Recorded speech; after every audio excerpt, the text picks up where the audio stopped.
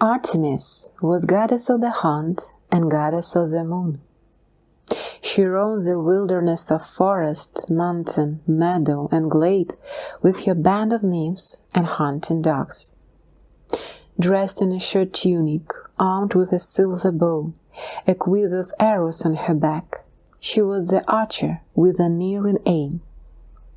As goddess of the moon, she is also shown as a light bearer, carrying torches in her hands, or with the moon and stars surrounding her head.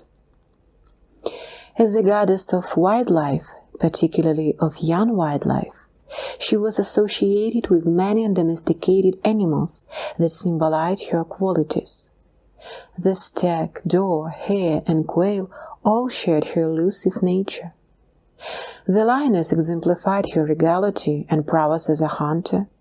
The bee was an appropriate symbol for her role as protector of the young. Pubescent Greek girls consecrated to Artemis and under her protection were called female bears during a tomboy phase of their lives. Finally, the white horse roamed widely with companions, as did Artemis with her nymphs.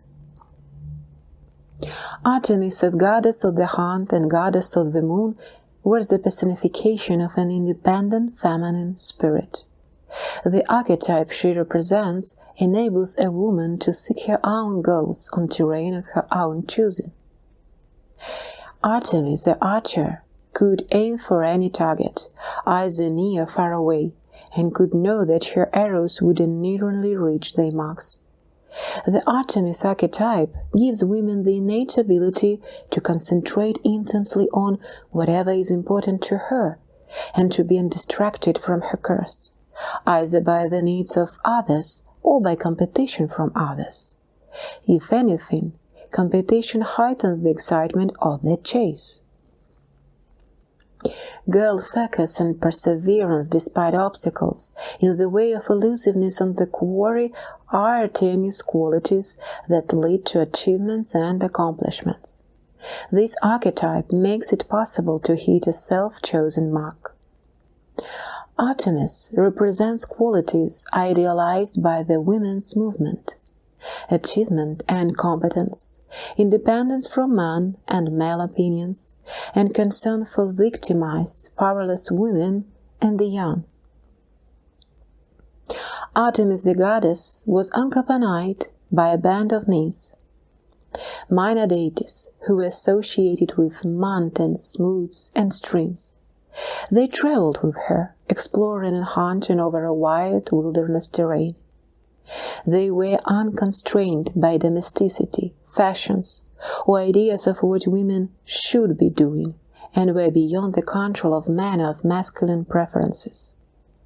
They were like sisters, with Artemis as the big sister, who led them and to whom they could appeal for help. Because Artemis is its archetypical inspiration, it is thus no wonder that the women's movement has emphasized the sisterhood of women.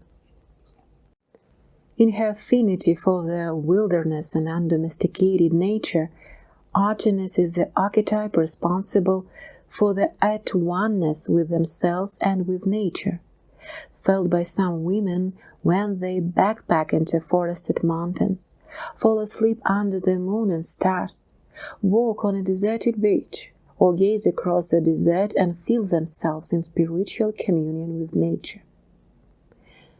The iron-target clarity of focus of Artemis the hunter is one of the two modes of seeing associated with Artemis. Moonlight vision is also characteristic of Artemis as the moon goddess. Seen by moonlight, a landscape is muted, details are indistinct, beautiful, and often mysterious. In moonlight, a person in touch with Artemis becomes an unself-conscious part of nature, in it and one with it for a time. Women who follow Artemis into the wilderness characteristically discover themselves becoming more reflective.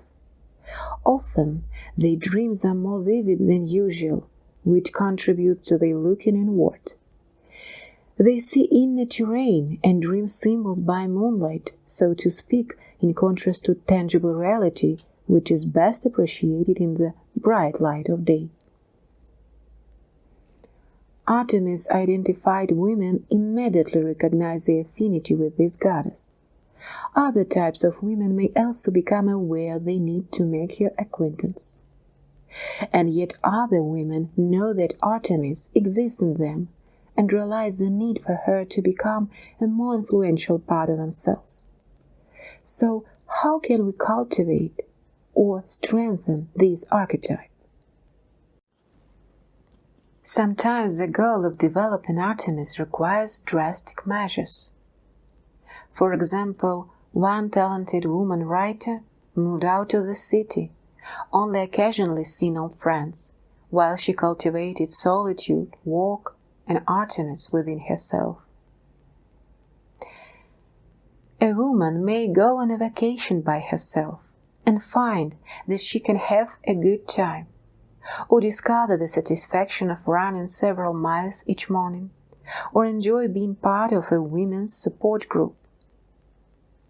Wilderness programs for women evoke Artemis, especially those that combine a group experience with a solo heroic journey. When women go on outward-bound trips or on vision quests for women, they cultivate the Artemis archetype. Similarly, when young girls compete in sports, go to all-girl camps, travel to explore new places, live in foreign cultures as exchange students, or join the Peace Corps, they gain experiences that can develop the self-sufficient Artemis.